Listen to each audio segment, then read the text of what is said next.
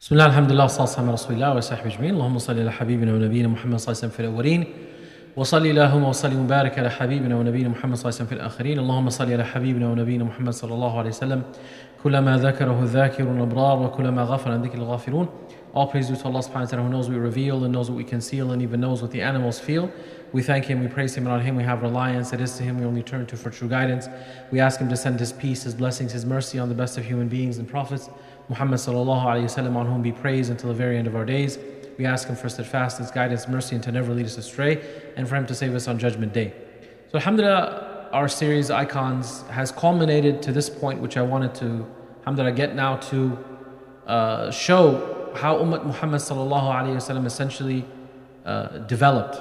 And the greatest way to do that is to understand that we are part of the chain of whom Allah subhanahu wa ta'ala sent to protect this deen and to spread the deen that Allah wanted for all of humanity to follow.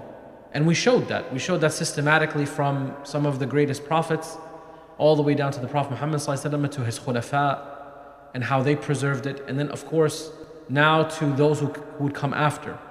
This is why it's so important for us as Muslims to study two sets of history. You've heard this from me more than once, and I'll keep re-emphasizing it. The first 100 years and the last 100 years. The first 100 years for us to understand how Islam was founded, upon what principles, what are the interpretive, essentially, means, methodologies of understanding this deen. It's not just invented, it's not just something you come up with whenever you feel like. You just open the Quran and you open the Hadith of the Prophet ﷺ and you start developing your own thought. That's not how it works. But rather there's a methodology, there's a framework. And that framework has been handed down from, you can say, almost prophets. Just like the Prophet Muhammad ﷺ was the Khalifa of Allah, of all of the prophets. This ummah is the Khalifa of the Prophet Muhammad ﷺ in the deen of Allah. This is something I want to get across to everyone here. This is why it's important to understand that we are part of a greater legacy. The responsibility for us to carry on this deen is the same responsibility as the Prophet Muhammad ﷺ carrying on the deen. Carrying on the deen from the Anbiya. Wa alaykum as-salam wa rahmatullahi wa barakatuh. Ahlan wa sahlan. MashaAllah. So carrying on the deen is extremely important in that essence. And that is why the first 100 years is so critical. It's so critical to understand that after those 100 years, the ummah now is no longer essentially under the safety net of nubuwwah, or the ones the Prophet ﷺ directly said are trustworthy. Meaning what? The Prophet ﷺ has hadith. عَلَيْكُمْ بِسُنَّتِي وَسُنَّةِ الْخُلَفَاءِ الرَّاشِدِينَ الْمَهْدِيِّينَ مِنْ بَعْدِي. Follow my way and follow the way of the righteous khulafa that came after me. And then he said, yes, the best generation is my generation, and then the one that came after them, then the one that they came after them. That's the highest level of praise. And the Prophet ﷺ mentioned specific tabi'een that were the best of their people. Who's the best tabi'i? Who knows? Yes, sir.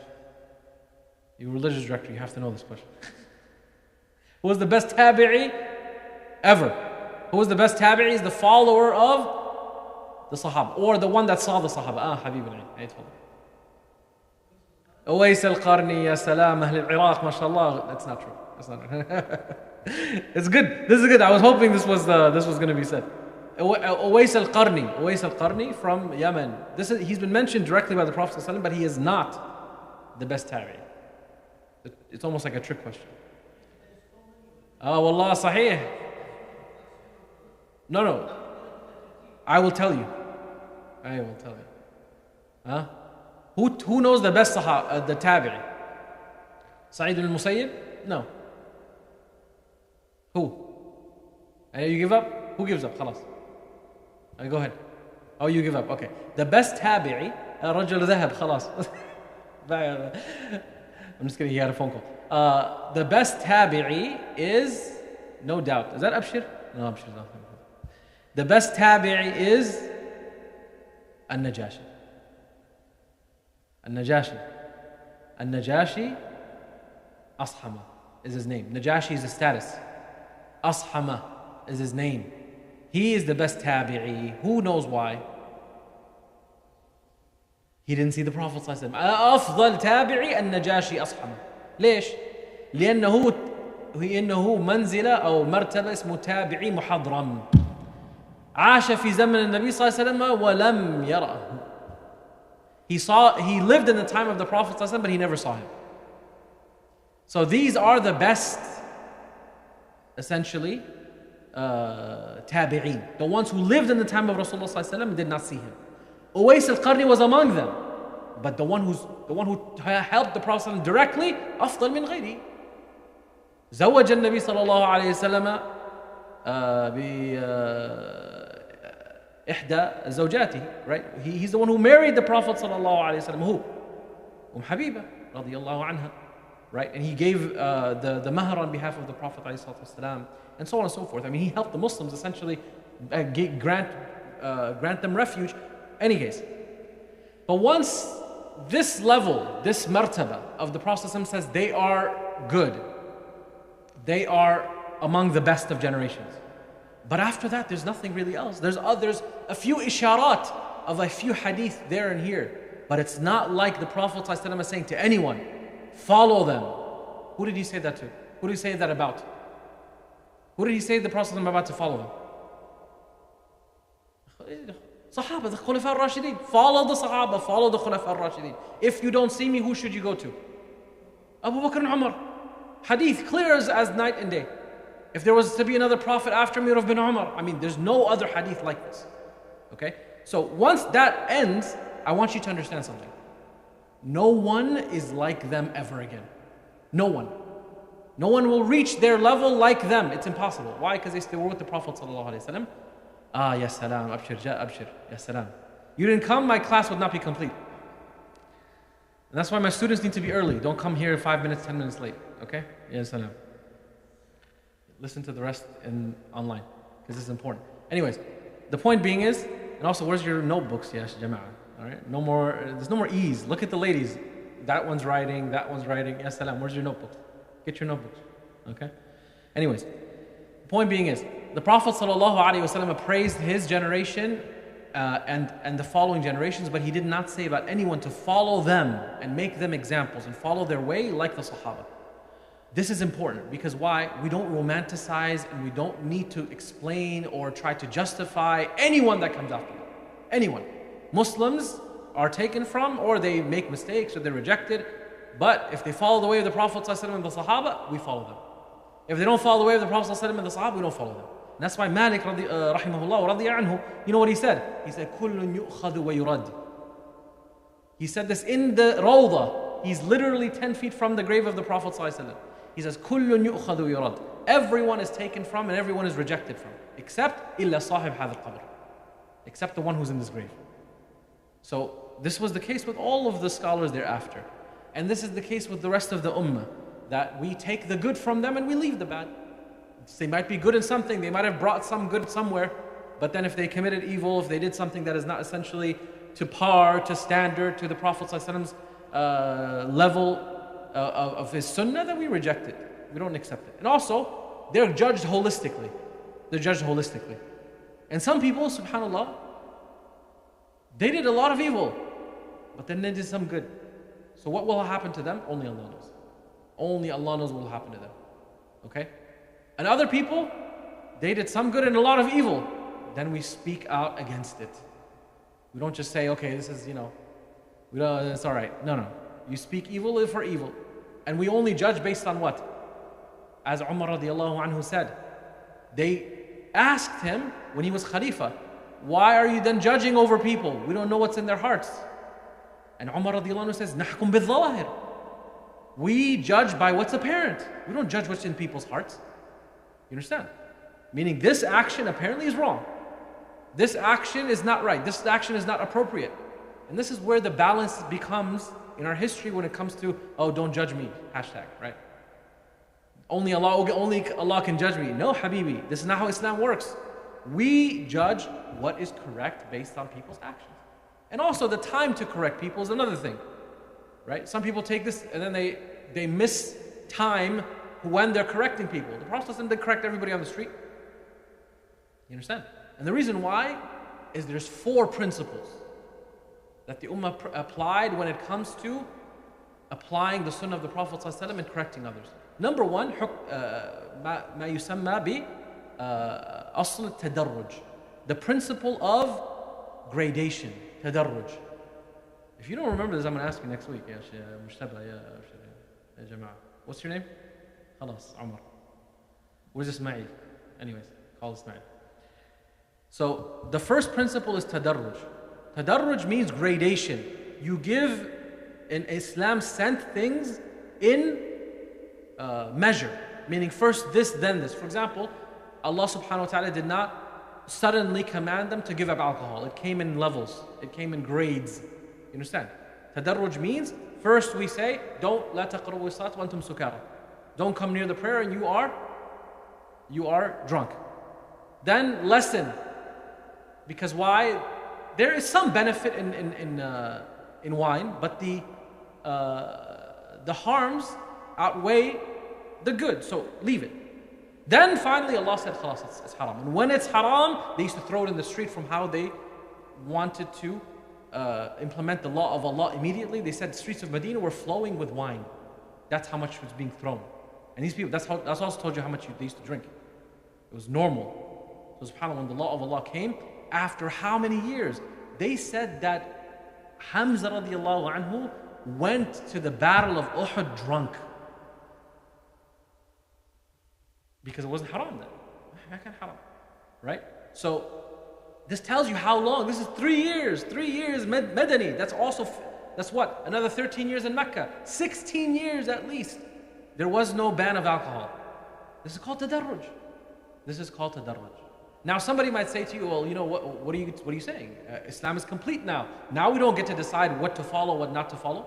This is true, ya habibi, but still, we apply some level of gradation depending on the situation. For example, someone's not implementing aspects of Islam, and they're not praying salah.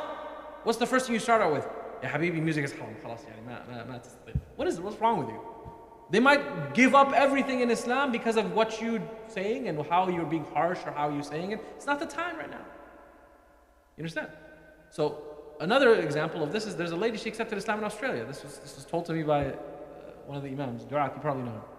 He said this lady accepted Islam. The first thing they told her is, mashallah, you have to leave your husband. Khalas, you accepted Islam, yalla, talaq. And she's like, I just accepted faith and I love I'm not gonna, what kind of faith is this basically? So alhamdulillah, one of the Imams grabbed her aside and said, don't worry, ukhti, don't worry, this is not something you should worry about right now, etc. Why? Because Islam gives a grace period, right? For a woman who's accepted Islam, she's married, she should call her husband to Islam, and this would take some time. What amount of time? It's not even mentioned the limit.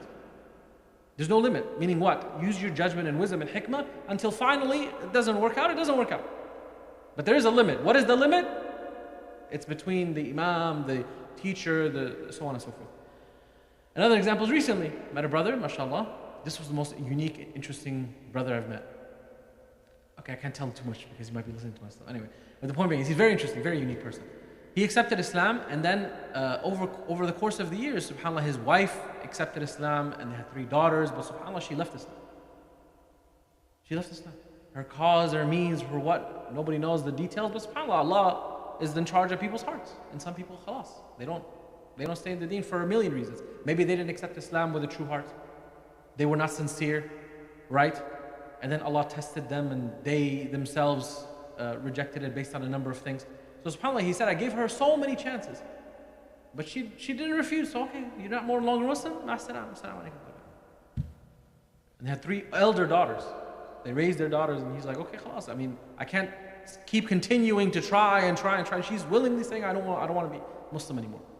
So khalas, you're an atheist. Assalamu alaikum. Allah. No, she's not. He and him accepted Islam.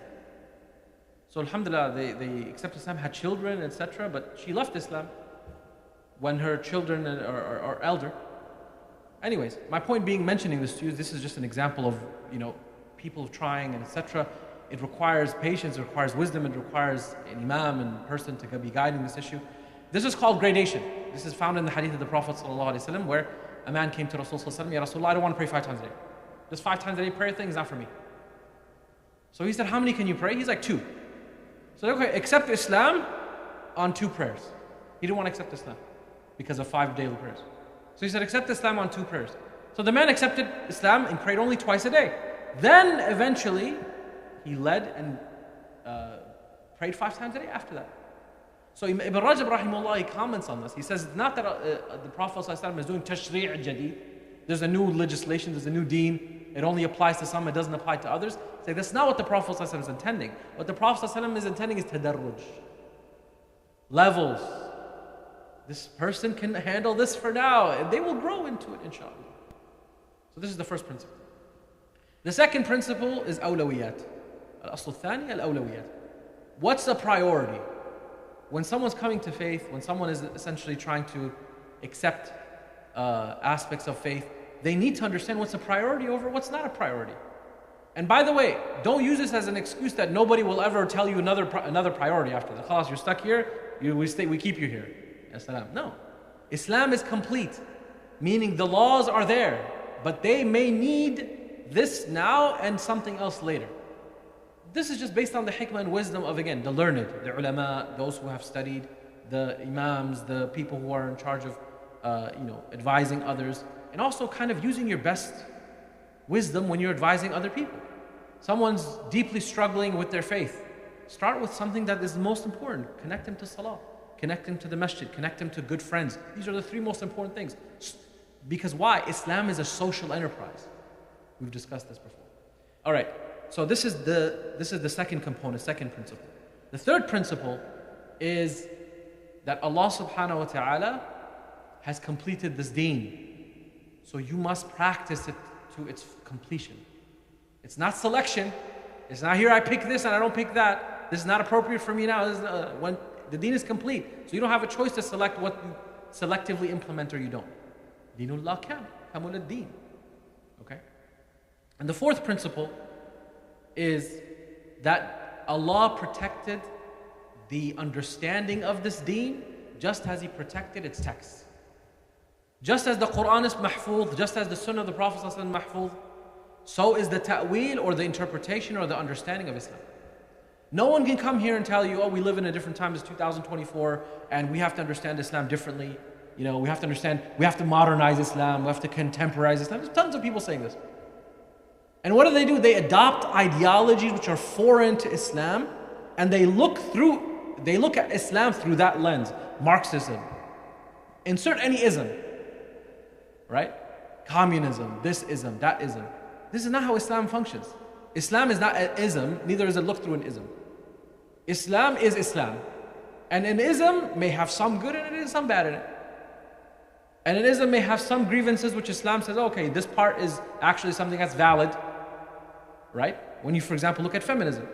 Feminism talks about valid grievances women have in a society which is unequal. Why is it unequal? Because it's not led by God. That's what we say. A man is in charge, so therefore man has created inequality in the society. You understand this? We believe true equality or equity is in the hands of Allah Jalla wa Ala. And that's why, subhanAllah, in a Muslim legislative law does not require a woman to work for making ends meet for her family unless that is required, and that's an exceptional situation. Why is that? Because they centered the idea of a nuclear family. Someone has to take care of the family, essentially be the main person that will teach the children when they're growing up, etc. This is both husband and wife, of course, but I'm saying centered motherhood, centered the idea of a woman takes care of her family. So look at society today. Ya Rabbil Alameen, if you tell this to some women, they will have a fit.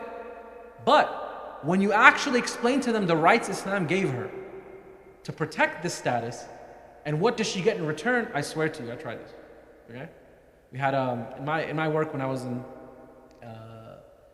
I was pre-med, there was a nurse. I worked in the hospital. There was like not 80% of the hospital is women. So there's nurses that worked with me. And they would come once in a time and they would always ask me those, gotcha questions of like, what does Islam say about marrying more than one wife? And why do women have to wear hijab? Isn't that a little bit oppressive? And so on and so on. And then give examples of what happens in Muslim societies, which is not Islamic, but Muslims do them, right? So they ask all these questions. So subhanAllah, one time they were gathered, I was like huddled around like 6 of them, 6 nurses. We were asking, this is like lunchtime. And they're asking questions. So subhanAllah, I said, listen, before you get into like why this, why that, let me explain to you what Islam gives in terms of women's rights. And I started talking about that, what she's owed and how she's taken care of, and what essentially is the obligation that is due to her, and she's also obligated to do this. And at the end of that, like 3 or 4 of them said, where do I sign up? Do you know why? Because 2 or 3 of them are the breadwinners in their own homes. The guy they're dating is some deadbeat who doesn't work, right? And takes her money and basically spends, and maybe abuses her and all kinds of things.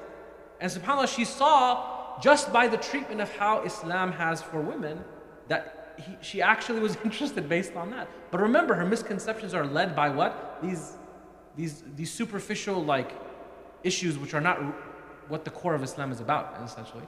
And they don't really understand the depth of it. My point in mentioning this to all of you is that the first generations galvanized this in their societies. Islam spread because how this was taught and lived, it was a lived experience. Thereafter, now the generations that came after them faced different struggles. The struggle of the Sahaba was the foundation of Islam. And the struggle of those who came after them is to what? Maintain it. Maintain those ideals. So the people we're going to be discussing lived in a time where the Ummah changed. The Ummah changed from the very difficult realities that the Sahaba faced of having to essentially protect the Muslim empire. Number 1, Abu Bakr from fracturing. Then Umar and Uthman from what? From essentially being spread too thin, succumbing to sedition, people who essentially tried to attack from within, but also to protect the borders from superpowers who essentially would try to crush them. Umar radiallahu anhu did that single-handedly. Uthman set up the system of the Islamic governance. Richness stepped in from the time of Umar all the way to Uthman. And then in the time of Ali radiallahu anhu was to try to stabilize the Ummah from fracturing even more from very real differences. And then of course, then after that, a level of peace that was established with Al-Hasan, who taught us what true leadership means when you step down for the sake of unity, if it's needed. If this is going to cause the problems to quell, then he did so. And this was a very beautiful example that was only repeated 3 or 4 times in history. Ever. That somebody in the height of leadership stepped down. Among them, one of the great umara of the Muslims, the leaders of the Muslims, Uthman Dan Fodio, of the Sokoto Caliphate in Nigeria. He was at the height of his power and he stepped down. This is the true form of leadership, that I don't want essentially there to be fitna or sedition after I pass away.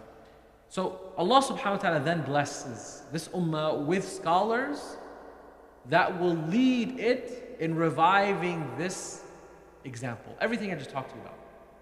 And that is based on the hadith of the Nabi sallallahu alayhi wa sallam. إِنَّ اللَّهَ يَبْعَثُ لِهَذِهِ الْأُمَّةِ عَلَى رَأْسِ كُلِّ 100 سَنَةٍ مَنْ يُجَدِّدُ لَهَا دِينَهَا.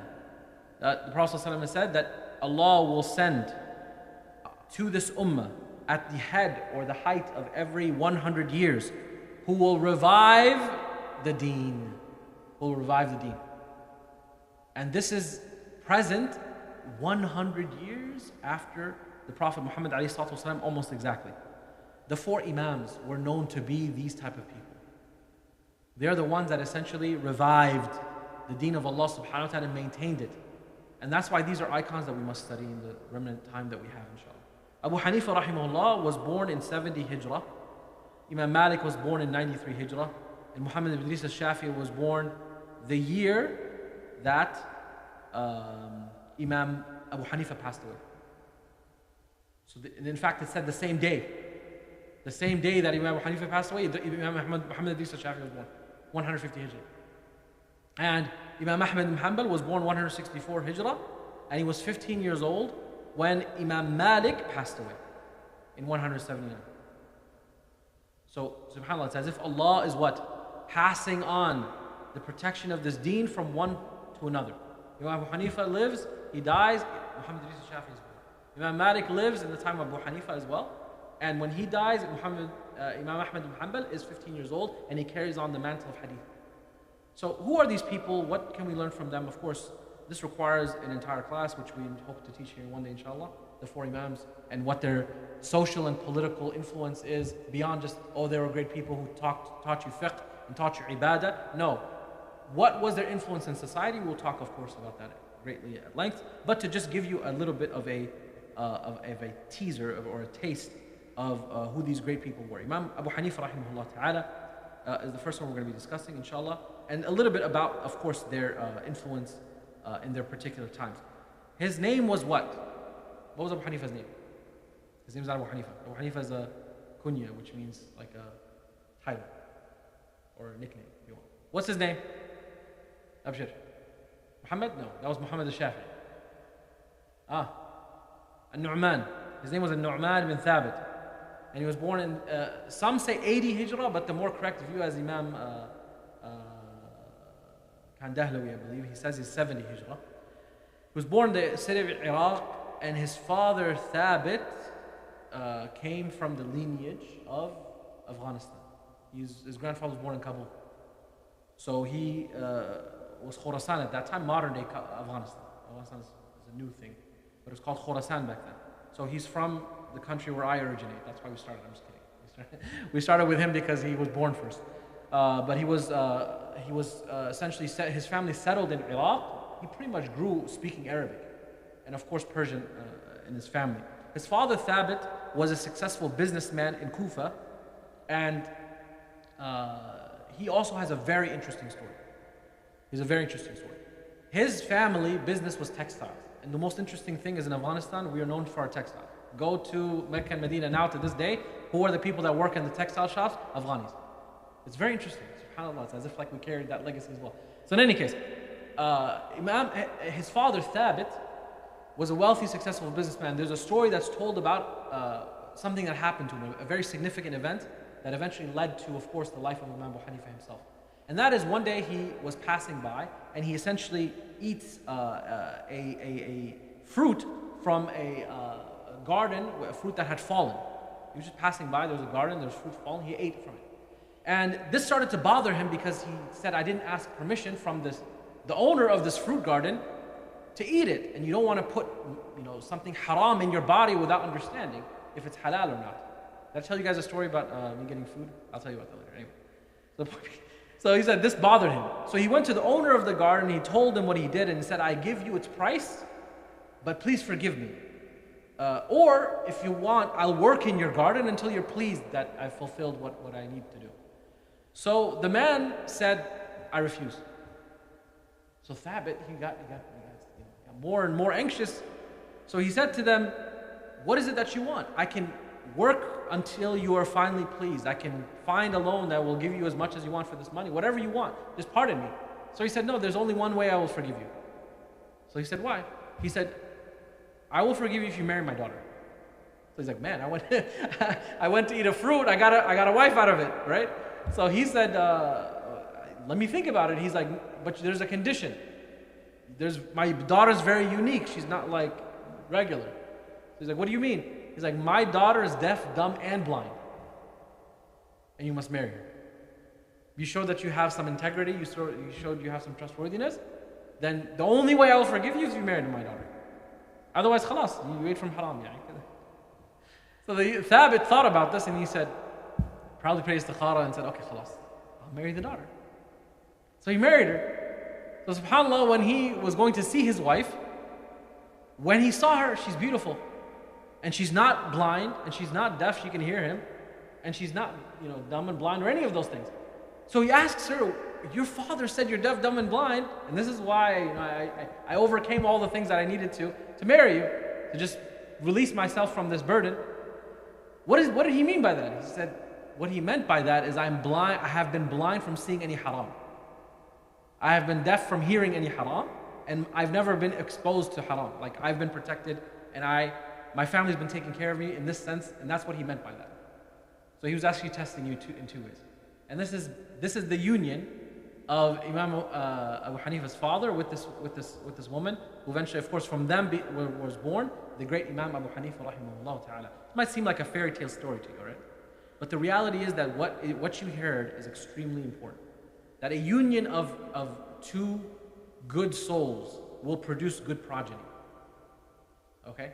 So this is why, if you want a good family, you want a good end for your children, this is not always, but predominantly, the parents should try to do their utmost to do righteous deeds. And that will essentially go to their children. Now, not all the time. Why? Because the reality is that Allah subhanahu wa ta'ala tests you in your children. Who did Allah test in his children? Nuh alayhi salam. Nuh alayhi salam lost a child. He left Islam essentially. He was not Muslim. And then he asked Allah, Allah, didn't you say you're going to save my family? And he said, إِنَّهُ عَمَلٌ غَيْرَ صَالِحٍ. He's not an act which is good. He's not righteous. So yes, everyone will be responsible for what they bear. The parents are, they said, we did the best we can. SubhanAllah, the most difficult sometimes situations is when parents come to me and say, we did everything we could. We put them in Islamic school, we did this, we did that. One sister, SubhanAllah, in Dallas, she came up to me, she said, Sheikh, I think maybe it's better if we just don't have children. To that level. To have 3 daughters is extremely difficult to just keep them on the deen. I said, yeah, that's your struggle until you die. This is the reality of being a parent in America, in this country. She's like, I even took them back to their home country so that they can live there. And I couldn't because the economic downturn was so bad in this country that essentially, she's like, we couldn't live there. So we had to come back. But it helped in some element. But in essence, they asked questions questioning Islam. Like, why should we do this and why should we do that? It's very difficult for me. She's a single mother of three daughters. It's hard, it's not easy. But this is a struggle. I told her, this is your struggle. This is the deen of Allah Azza wa Jalla that told you to have patience. But the comment she made was very, very, you could tell it comes from a position of a lot of pain. And that is, maybe it's better for us not to have children. I said, no, Allah will bless you and your children. But you have to have patience and perseverance. And you keep trying. And then inshallah one day. But in any case, this is just to give you a kind of sense of realism, because of course there's great ulama and great righteous people in this world which essentially did not have righteous children. Okay, this is the story of his upbringing. He lived in a very interesting time. The Muslim Ummah was then now under the control of the Umayyads, the Umayyad Caliphate. So that essentially means Muawiyah radiallahu anhu was the Khalifa and he became a Sultan. Essentially he passed on the leadership to his son Yazid. Yazid was known as an oppressor. He oppressed. Under his reign, he quelled the uprisings of 2 Sahaba. So 2 groups of Sahaba actually tried to uprise against the Muslim government. Abdullah ibn Zubayr and Hussein ibn Ali. And they both were killed brutally. Hussein ibn Ali was killed and so was Abdullah ibn Zubayr. And we mentioned to you a little bit of that last time. How they were brutally killed. And the Muslim Ummah had went through now a little bit of a troubling times, which is now the leadership is under kings, where before it was used to be essentially electorally picked. This leadership led to a little bit of you could say fitna, or you could say disturbance politically in the Muslim world.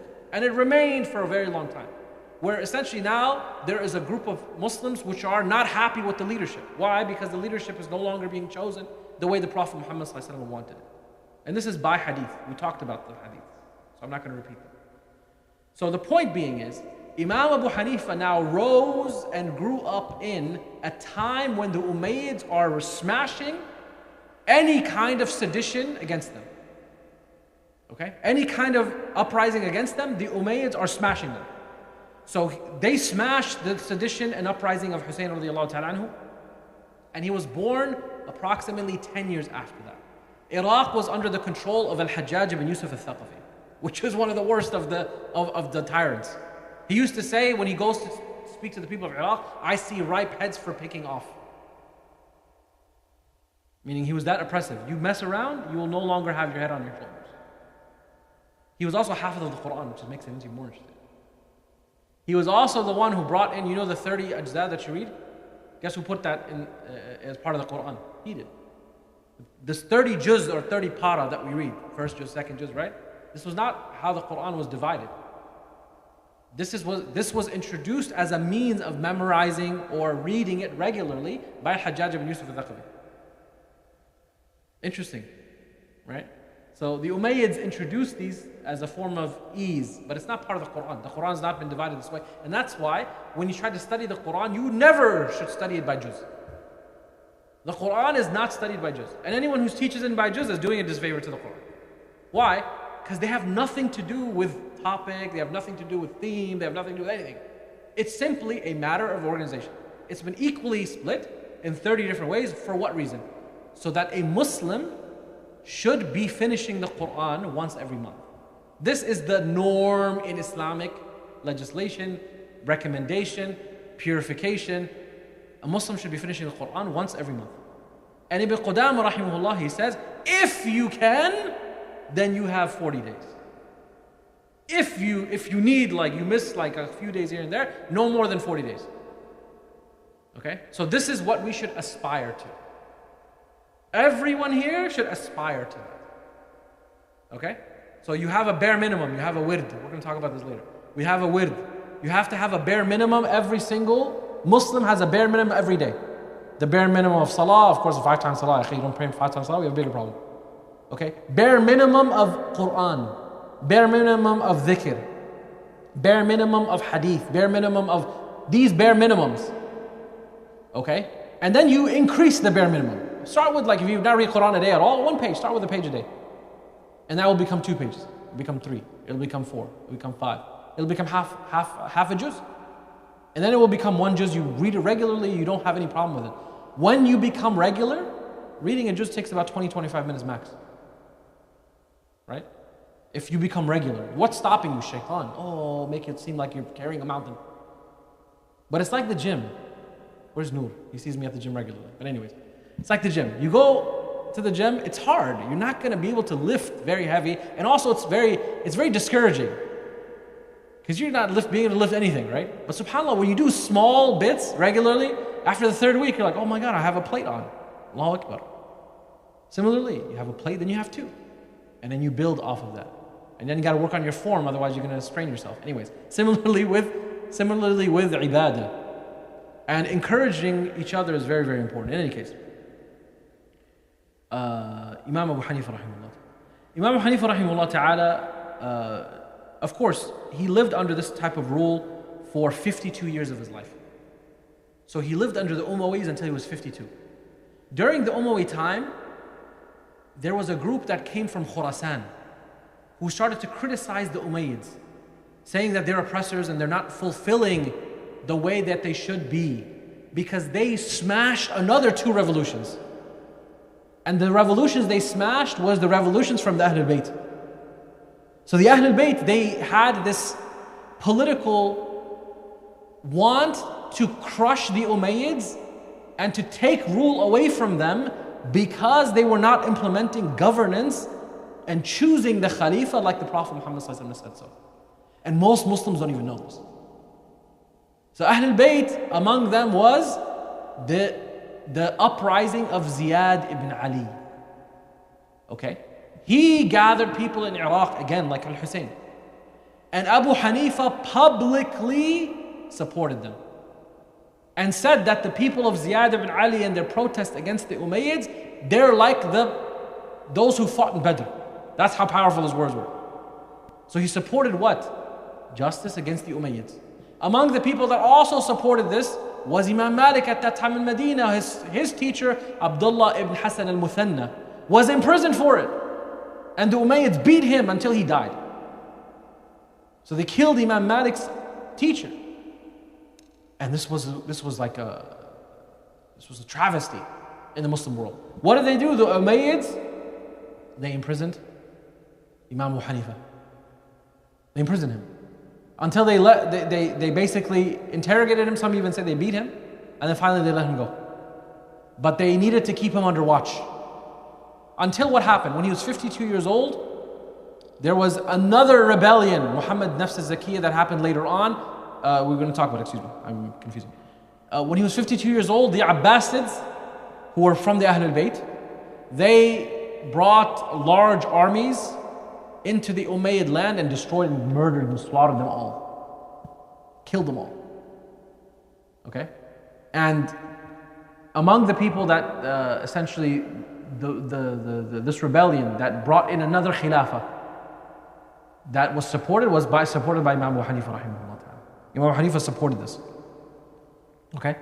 And he only supported this because the Abbasids said that we will establish our governance like the Prophet Muhammad ﷺ said so, which is what? Shura, which is Ahlul Halli wal Aqd. And guess what? At that time, Abdullah ibn Muhammad was the first Khalifa of the Abbasids. His name was a Safah. The Safah is a slaughterer, literally. He killed, like, without any question. So he was even called the slaughterer after that, Safah. Gathered the scholars of Kufa and the people of Imam Abu Hanifa as well. He gave a very powerful speech in support of him if you establish this. What did they do?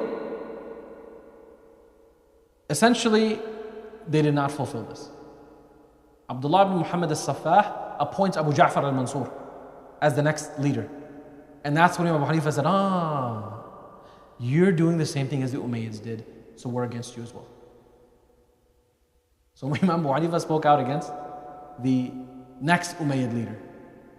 And Abu Ja'far al-Mansur used to respect him and give gifts to him, but Imam Abu Hanifa would reject it. He would have him turn back. But he tried to maintain a level of cordialness with him. We're not part of you, you're not part of us. But if they asked him to do something, then he would try to fulfill it or answer their questions. They tried to make him a qadi to try to win him over. What will governments do? They try to make you part of them. Hey, you're part of us now. We give you position, we give you status, we use money, here's whatever. Imam Abu Hanifa said no to all of that. So they brought him a position of being a qadi of all of the Abbasid Khilafah. So guess what he said? He said, I'm not fit for it. I'm not fit for it. This was a way of him saying no. So you know what he said? He said, you're a liar. He said, okay, so why would you make a qadi a liar? If you say I'm a liar, then I don't deserve to be a qadi. So he left him alone after that. He was very sharp, extremely sharp. And this happened more than once where they tried to essentially put him in position so that they could buy him out, essentially, that's what it means. You're the one appointing them, you're the one who controls them. Or at the very minimum, you have a political pressure at the very minimum. At the very minimum. The four Imams, starting with Abu Hanifa, all were independent at the end of their lives. This is one thing of our scholarship. They were independent. They were not subservient to anyone. And this is one of the most important things that our scholars who are in our time today, why do you think they're imprisoning them? Why do you think that they quell their words? Why do you think that they don't allow them to speak? Because their words are greater than nations if they were to be allowed. So what do? They target the most independent of ulama and they put them in prison. To this day. Okay. In any case, Imam Abu Hanifa rahimahullah ta'ala then heard of another rebellion that's starting in Medina. Another rebellion of the Ahlul Bayt. And he loved Ahlul Bayt. And this was led by the great-great-grandson of the Prophet ﷺ, Muhammad Nafs al-Zakiyah. And he gathered the people of Medina, and among the people who supported this was Imam Malik. So two great Imams supported another revolution against the Abbasids. And the Abbasids Abu Ja'far brought an army and smashed them. And Muhammad Nafs al-Zakiyah was killed. And then he did what? He took Imam Malik and imprisoned him, and he beat him. And they beat him severely to the extent where all of these stories come out that Imam Malik, when he came out of prison, he couldn't put his hands together on his for salah, right? And that's why the Malikis pray with their hands down, following this great Imam. That whole thing is bakwas. It's not true. Okay. It's not true. Imam Malik, in his madhab, it is a view that you keep your hands low. It's not because he was beat. But he was beat to the extent he couldn't hold it. That's a different story. But that's not the reason why the Maliki madhab keeps their hands down. It is actually a view of the madhab. You guys understand? It has nothing to do with the story. And then they also, in this time, they imprisoned Imam Abu Hanifa. And Imam Abu Hanifa rahimahullah ta'ala, when he was imprisoned, there's 4 views of how he died. They said that the Abbasids imprisoned him and beat him, and then they poisoned him to death. This is one view. The other view is that they imprisoned him, they beat him, and then they let him go, and then they put him under house arrest, where he was not allowed to teach anymore. And subhanAllah, being a teacher, being who he was and his status of a teacher, you could probably think that he probably made the dua that Imam Bukhari made as well later on. The dua that, oh Allah, if life is good for me, then keep me alive. And if death is good for me, then I can imagine that. Then if death is good for me, then take my life. SubhanAllah, he died shortly thereafter. He died shortly thereafter. Imam Hanif rahimahullah ta'ala. And the day he died, another Imam was born. Imam Shafi rahimahullah ta'ala in 150 Hijrah. But the Imam that also lived during this exact time, we've mentioned him more than once, was the Imam of Dar al-Hijrah, the Imam of Medina, the Imam known as Malik ibn Anas radiyallahu anhu arda. He was the Imam of Medina because he almost seldom left Medina except for Hajj. And he also had this interesting view about Umrah. He's like, you shouldn't do Umrah too much. Once a year, meaning for the people that live there. You should do it once a year. Because if you go so often, meaning if you live in Mecca and Medina, etc., you go off so often, you become too used to it and then it becomes just like a theme event. But subhanAllah, if you can go once a year, go once a year. Be Maliki, inshallah. Right? I'm going in November, come with me. In any case, Imam Malik rahimahullah ta'ala lived in the same kind of political environment that Imam Abu Hanifa did. The only thing is that he was under heavy watch. Because of what? The Umayyads held Medina with an iron fist. And that is, of course, expected. So his political stances were barely some, and he was being beaten and put into prison.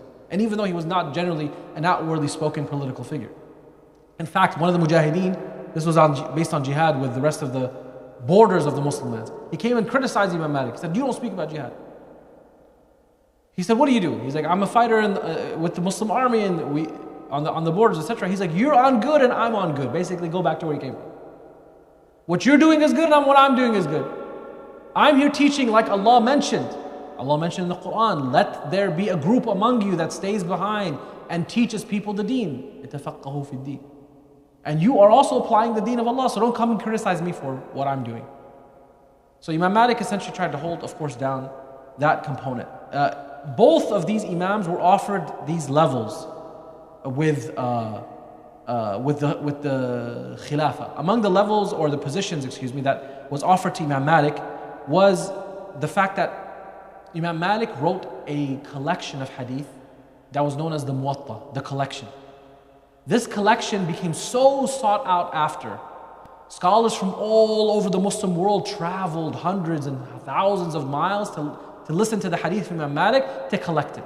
And this is considered as the first collection that you study as a Muslim. It's not the first collection in Islam, because there was other collections before that. Many other collections that existed, among them, for example, his teacher, Muhammad ibn Shihab al-Zuhri. He collected the hadith from the Sahaba, and so on and so forth. Many of them had their own scrolls and manuscripts.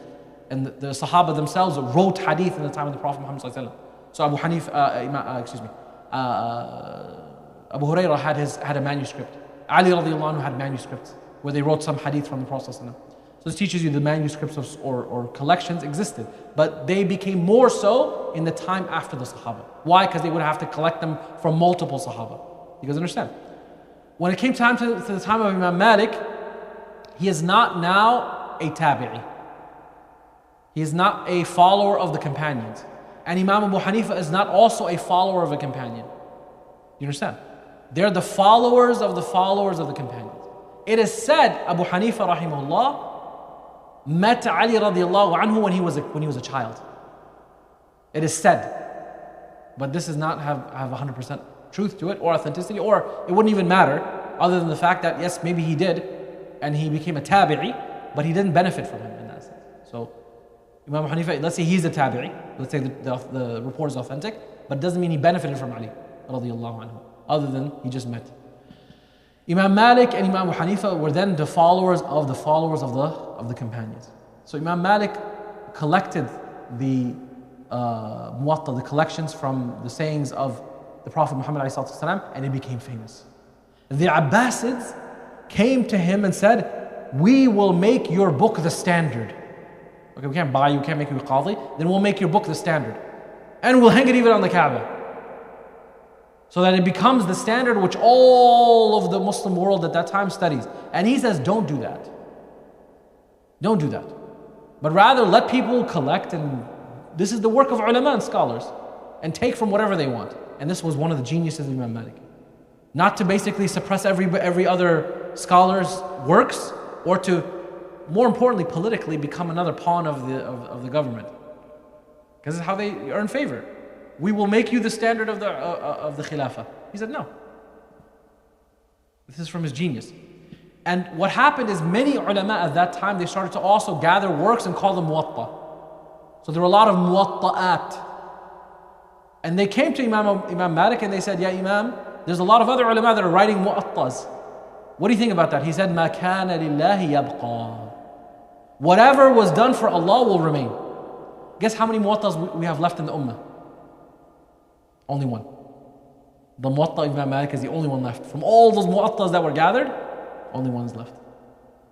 Okay? And we narrated. So I've read it 4 times with my Shaykh Imam Shaykh Hamd al-Bukhari. I listened and read parts of it. And we have more than one narration of it. So there's 13 narrations of this muwatta from different students. What does that mean? That means these are different students of Imam Malik that narrated from him. So some of these muwattas have a hadith more than others. Some of them have less. And you might say, why? It's just isn't the same book. Imam Malik throughout his life, as he was narrating this book to his students, would increase and decrease the number. So the one that was recited to him towards the end of his life is still intact. Okay? And the one that's narrated by a very important scholar, Muhammad ibn Hassan al-Shaybani, who was the student of Imam Abu Hanifa, is also preserved. So all these we've read. We've read with our teachers. And this is among, again, the first works that you study. And my teacher said that you're not allowed to narrate this book until you can explain the second half of the Muwatta, which is all business transactions. He's like, if you can explain that part, then you can narrate it. All right? Our teachers were not like light. You just sit here and you read a book, get an ijazah. But essentially, there's some qualification that has to take place. Imam Malik rahimahullah ta'ala held a position which essentially became greater than even the umara, where people essentially traveled all the way to his class to learn from him. Among them was a guy by the name of Hisham ibn Ammar from Damascus. Hisham ibn Ammar, his father sold their house so that he can have enough money to take his son to study with Imam Malik. So when he got there, he sat in his dars and he started asking questions. Imam Malik's dars is not where you ask questions. Imam Malik's dars is a dars of scholars. You don't go there for like beginning knowledge. Once you've gone through the requisite knowledge, then you come sit in Imam Malik's dars. Okay? And what happens is, he gets him kicked out. This is not for you to go. So Hisham Ammar, because he kept insisting, then finally he has him beat. He's like, you're disrespectful. Beat him. So they took him outside, they gave him a good beating. So what happens is the Prophet, as Imam Malik exits the Prophet Muhammad's masjid, that's where he's teaching. He sees Hisham al-Ammar crying. So he says to him, why are you crying? He says, because my father sold our house and brought me here so that I could be your student and you did dhulm on me. So this bothered Imam Malik. He said, okay, so what will make it right? He said that you narrate to me a hadith because you beat me once. So Imam Malik said, okay, fine. He narrated to him the hadith. He said Hisham said, I was so happy. I said to Imam Malik, beat me 15 times and narrate me 15 more hadith. Because that's why I'm here for. So Imam Malik, when he looked at him, he looked at how he had this sincerity to learn. He allowed him to enter his dars. And this is Hisham ibn Ammar. Okay? SubhanAllah, we would have sometimes similar situations. You go to a teacher, and you know, in Medina now, there's like thousands of students. It's you and another 1,000. So sometimes the teachers don't have time for you, right? Okay, khalas, ask me some other time. What they mean by that is I don't want to invite you just to come in right now. So you keep asking and asking and asking and asking and asking. And then finally, one day when they get annoyed with you, they're like, fine, you can go. Okay? And there was one teacher, what worked with him was simple. I said, listen, Sheikh, I did not leave, I tried to be Hisham ibn Ammar. I said, I did not leave my family, my mother and my father, 10,000 miles away in America, that we don't come here and not study with you. So he looked at me, he felt bad, he said, okay, come study with us. But subhanAllah, there's people that went through a lot of difficulty, A lot of hardship. Much more than we did. And there's people who go worse than this. The students I know to this day, they eat only once a day. Once a day. They eat a riyal of bread and a riyal of beans. That's it. Adas. Every day they eat once and they go study. The rest of the money that they receive, they send it to their families back home wherever they are. SubhanAllah. The amount of sacrifice that these people had and the amount of things they had to give up from the dunya. Only Allah subhanahu wa ta'ala knows their level and their status. And even then, they chose to be as independent as possible they can. Imam Malik passed away in this month, the month of Rabi' al-Awwal, on the 14th in 179 Hijrah. And it is said that it is the exact, that at that time, Imam Ahmad ibn Hanbal was 15 years old. Was 15 years old when Imam Malik passed away, and he left this amazing legacy of the mansib or the station of the scholar is greater than the Amir. Greater than the Amir. His level became greater than all of the... How many people do you know that? Name me one Abbasi before I told you. You would probably know not a single one. But you know Imam Malik's name. Because of him, all of the books of hadith, they narrated from Imam Malik. Imam Bukhari essentially narrates almost all of the Muwatta within the Bukhari, within the Sahih, except the ones he didn't find to the standard of the Sahih. But I'm saying his chain of narration was among the most trusted. Why? Because there's only two people between him and the Prophet. Imam Malik, among the golden chains of hadith is what? Imam Malik narrates from his teacher Nafi', who narrates from Abdullah ibn Umar, who narrates from the Prophet. What more authentic do you want than these four individuals, or these three individuals to the Prophet alayhi salatu wasalam? But stopping here inshallah, and we'll do part 2 next week of Imam al-Shafi'i rahimahullah and Imam Ahmad, but to just get a small glimpse of their lives, of how their independence led them to be strong. Their scholarship spoke for itself. And the fact that these ulama made a powerful impact in the lives of people that are around them is something that needs to be studied, of course, in much more depth. But more importantly, this is what I want to end with. Allah will bring about people in this ummah that will carry it in every generation and revive the faith through them. So when the Sahaba passed, Allah brought these 4 individuals which Allah preserved the deen, and much more than them, not just these 4. But these were among the 4 that stood out like stars. No one remembers some of the earlier ulama. But there were people even more knowledgeable than them. But because of their sincerity to the deen and because of what they stood for. I did not speak about, as you can tell, some of the great things that they accomplished. Some of the halaqat, some of their statements and knowledge and ibadah, because many of you probably heard snippets of them. I chose to speak a little bit about their social and political influence, for you to understand that these were not people that were relegated to only speaking about books and speaking about issues, but they lived in the times and they guided people through that. We ask Allah subhanahu wa ta'ala to grant us ulama like them, make us be appreciative of their legacy and allow us to study them deeply, and to allow us inshallah ta'ala to live in the legacy of such icons, the leaders of faith.